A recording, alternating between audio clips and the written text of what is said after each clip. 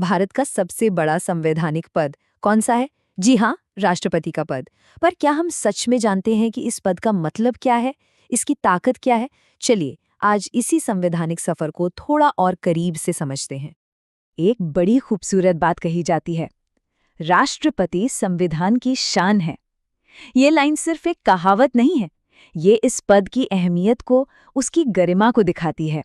और आज की हमारी पूरी बातचीत का आधार यही सोच है। तो संविधान का आर्टिकल 52 साफ कहता है भारत का एक राष्ट्रपति होगा। ये बस एक पद नहीं है, ये देश के सम्मान, उसकी गरिमा का प्रतीक है। सोचिए, हमारे पहले राष्ट्रपति डॉक्टर राजेंद्र प्रसाद से लेकर मौजूदा राष्ट्रपति द्रौपदी मुर्मू जी तक इस पद ने भारत के पूरे सफर को देखा है।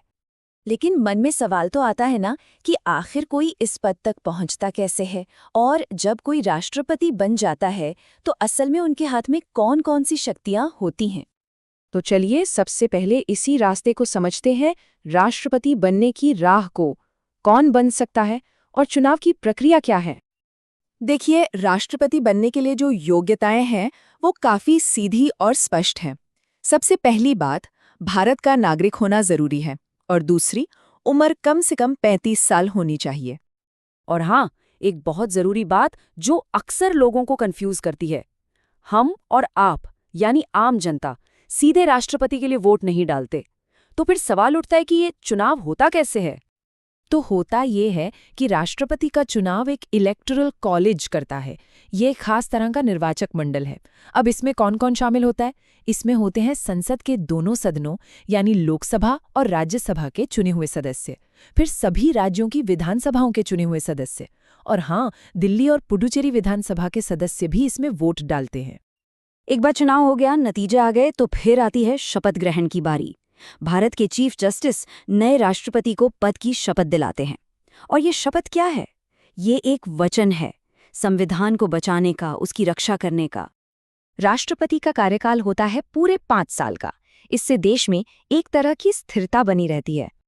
अच्छा, तो अब राष्ट्रपति चुन लिए गए हैं, कार्यकाल भी तय हो गया। अब आते हैं सबसे अहम सवाल पर, उनके पास शक्तियां और जिम्मेदारियां क्या-क्या होती हैं। चलिए एक नजर डालते हैं। संविधान का आर्टिकल 53 राष्ट्रपति को एक बहुत बड़ी शक्ति देता है। वो हमारी तीनों सेनाओं, आर्मी, नेवी और एयरफोर्स के सुप्रीम कमांडर होते हैं। सोचिए, देश की पूरी सैन्य शक्ति की कमान उनके हाथ में होती है। ये एक बहुत बड़ी जिम्मेदारी है। लेकिन यहाँ एक पेच है, राष्ट्रपति ये इतनी बड़ी शक्ति का इस्तेमाल अकेले नहीं करते। वो इसका इस्तेमाल सरकार मतलब कि प्रधानमंत्री और उनकी कैबिनेट की सलाह पर ही करते हैं। इसके अलावा राष्ट्रपति कई बहुत ही जरूरी नियुक्तियां भी करते हैं, जैसे कि देश के प्रधानमंत्री और उनकी पूरी कैबिनेट, अलग-अलग राज्यों के गवर्नर, और यहाँ तक कि सीएजी यानी वो अधिकारी जो सरकार के सारे हिसाब किताब पर नजर रखता है। अब बात करते हैं आर्टिकल 123 की।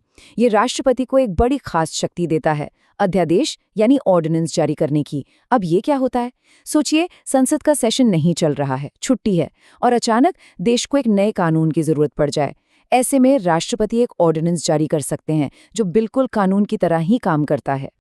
फिर आता है आर्टिकल 72 जो राष्ट्रपति को क्षमादान की शक्ति देता है। ये एक बहुत ही संवेदनशील पावर है।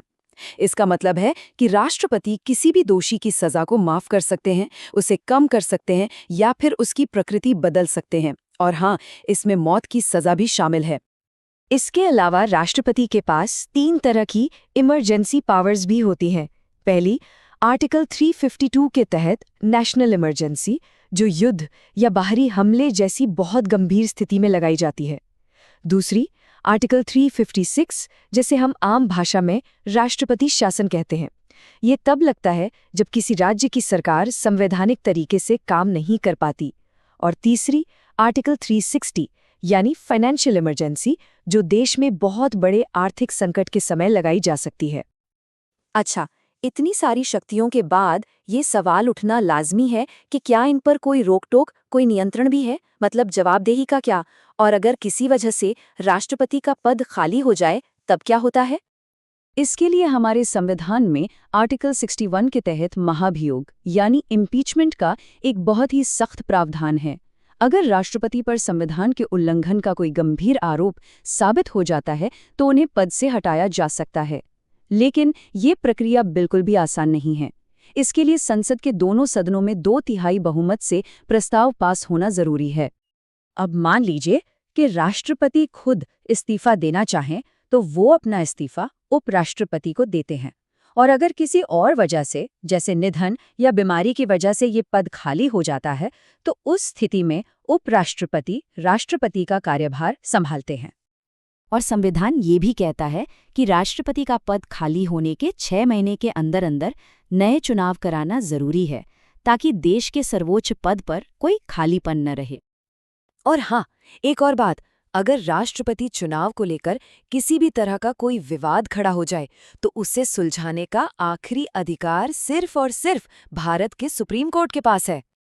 तो इन सारी शक्तियों और प्रक्रियाओं को समझने के बाद आखिर में हम इस पद के असली मतलब पर आते हैं। ये सिर्फ एक संवैधानिक पद नहीं है, ये इससे कहीं ज्यादा है। ये हमारे लोकतंत्र का एक बहुत बड़ा प्रतीक है। याद है हमने शुरू में क्या कहा था? राष्ट्रपति भारत की पहचान है। वो किसी एक सरकार के मुखिया नहीं है, वो पूरे राष्ट्र के, देश की एकता, अखंडता और सम्मान के प्रतीक हैं।